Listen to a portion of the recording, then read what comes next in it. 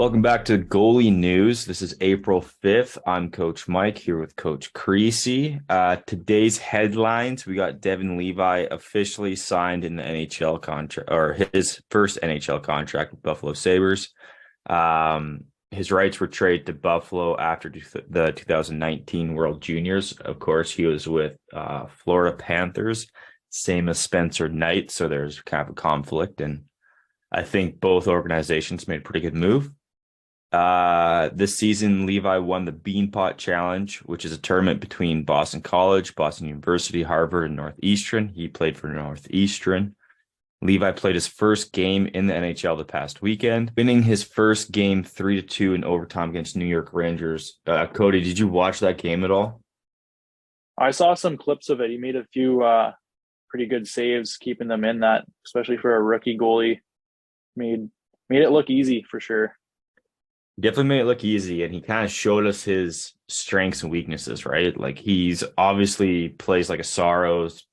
He's pretty low, but he adapts his stance, and he gets a good pushing angle from a very shallow angle of his foot to the ice, right? And he's quite strong and quick and agile. So he stopped 31 of 33 shots. That's pretty good, right? Especially against the Rangers. That's a pretty tough team right now. Yeah, for sure.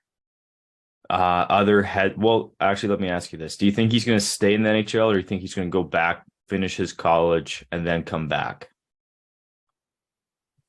If there's season left with the college, I would think that they're going to let him go back season's down. done. The season's done. That's why he's there. They wouldn't allow him to go back down if the season wasn't done, right? As soon as you sign the professional contract, your NCAA eligibility is done.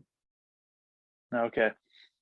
Yeah, I don't see any reason for him not to be staying up with them, or even just playing as a practice or something, or backing up for a few games, giving him more confidence for the next season. Yeah, with Anderson, he's getting pretty old now too. He's born in 81. We have Comrie and then Ukko-Pekka Luukkonen.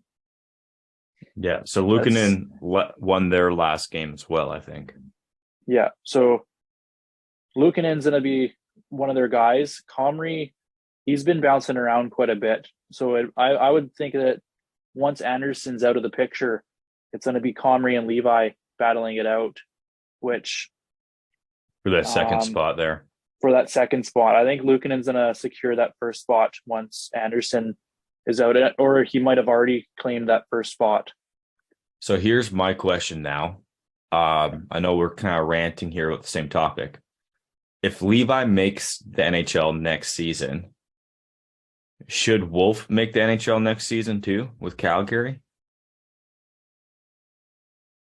It's gonna see who Calgary has as well for goalies, because they got Vlad something. They have Vladar and Markstrom, because that combo right there is a really good combo. Combo. You gotta edit that out. Flip the D there on you. Yeah, so Calgary, their goalies Vladar and Markstrom's a good combo that they have, and with Markstrom's season this year, he's been up and down a little bit with his game, but he's a starting goalie in the NHL, and Vladar is also proven to be a top goalie as well. Right. So maybe make a move.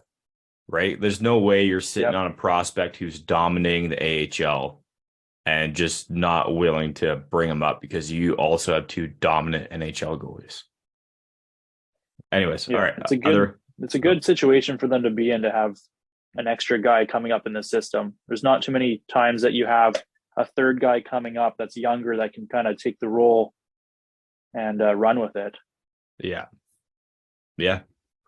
No, it'd be nice to see Wolf, Saros, and Levi, all smaller goalies, right? They're all about 5'10" to 6'1" ish. Yeah. Right. So it'd be nice to see them dominate, because I think they are going to dominate, all three of them, wherever they end up. Other headline, we got Vasilevsky, first star of the week. 3 games, 3 wins, .33 goals against average, and a .990 save percentage with 2 shutouts. Skinner, rookie of the month. He had 10 wins, 1 loss, 1 overtime loss, 2.83 goals against average, and a 90.8 save percentage with 1 shutout. Lots of goalie transactions happening this week. On Wednesday, Kochechkov to the Carolina. Montreal sent down Caden Primo to the minors, and then Florida called up Mac Guzda. Thursday, March 30th, Toronto sent Dennis Hildby down to the minors, and Anaheim called Cale Klang to the minors, or sent them to the minors. Friday, March 31st. You want to take it off? Sure. On Friday, March 31st, Dallas sent Scott Wedgwood back to the minors, and Vancouver signed free agent Nikita Topilo. Topilo. Philadelphia sent Samuel Urson to the minors, and Montreal signed Jacob Dubas. Yep. Saturday, April 1st, Philly called up Samuel Urson. Sunday, April 2nd, Dallas calls up Scott Wedgwood again. Washington signed Mitchell Gibson, and Ottawa called up Levi Merlanen. I'm going to go on a limb and say that's his name. And then Monday, April 3rd, Columbus sent John Gillies back down to the minors. Columbus also called up Jet Greaves. So there's just I guess they weren't very happy with John in the weekend. So just rotate. And then St. Louis called up Vadim Zerenko. You gotta love the crazy names coming now. Well, especially with all these foreign goalies coming in the league. It's getting harder and harder. Yeah, we're going to have to step it up. All right. College hockey, Frozen Four semifinals are set with Minnesota versus Boston University and Michigan versus Quinnipiac. Minnesota's ranked first, followed by Michigan ranked second, and Quinnipiac ranked third. Boston University is not ranked. These games are going to be held April 6th. Who do you think's winning? I think Boston. I'm going to go Boston, even though they're not ranked. Underdog story. I think I'm going to go Quinnipiac, to be honest with you, because they were like undefeated for a long time this season. Mm-hmm. Anyways, NHL or WHL playoff bracket. You got Winnipeg Ice is 2 games up on Medicine Hat. Red Deer is up 2-1 versus Calgary Hitmen. Saskatoon Blades are down 2-0 to Regina Pats.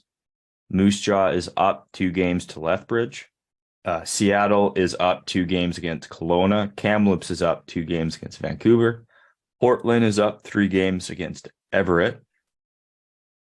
And Prince George is tied 1-1 against Tri-City Americans. That is a brutal road trip for those 2 teams. BCHL playoffs. Langley versus Nanaimo. It's 2-1 Langley. Surrey versus Powell River is 2-1 Surrey. Port Alberni versus Victoria. Port Alberni is leading 2-0. Coquitlam versus Chilliwack. Chilliwack is leading 2-0. Princeton versus Trail. Big surprise. Princeton's up 2-0. Princeton. Penticton. Penticton's up 2-0.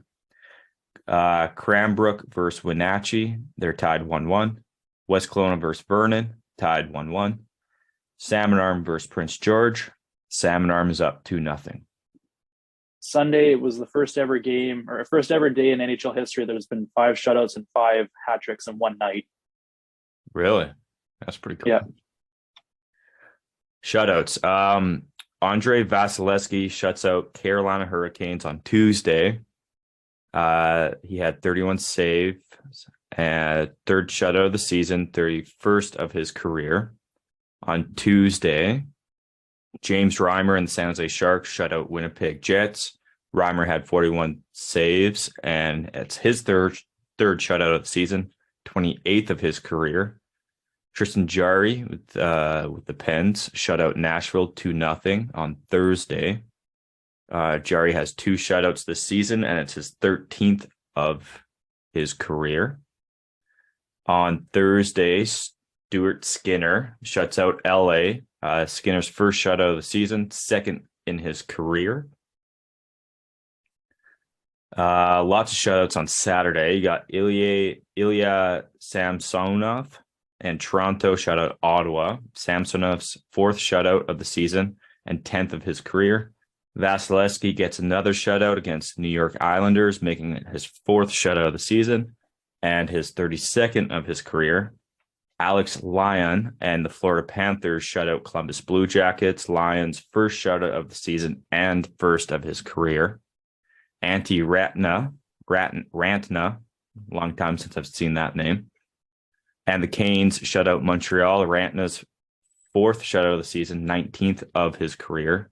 And to wrap it off, Jack Campbell, name that we haven't really talked about in a while, has the last 8 games was below a 90 save percentage. And his very last game, he has a 36 save shutout against the Ducks. This is Campbell's first shutout of the season, 10th of his career. All right, that's been the goalie news for April 5th.